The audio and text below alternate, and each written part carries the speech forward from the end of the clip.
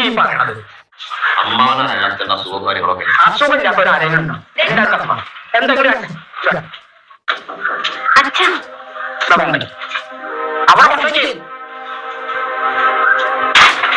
ഞാൻ ഒരു കാര്യം പറയാം. ഞാനൊരു സ്വർണ്ണം ഒരു തരി കുറയാതെ എനിക്ക് കിട്ടും. 3 മാസത്തെ സമയമുണ്ട്. ഈ എന്ത് ചെയ്താലും പണിയാ കേട്ടോ. ഞാൻ ഇത്തിരി കഞ്ഞുകിക്കാൻ പോകണം. അത് കഞ്ഞുണ്ടല്ലോ.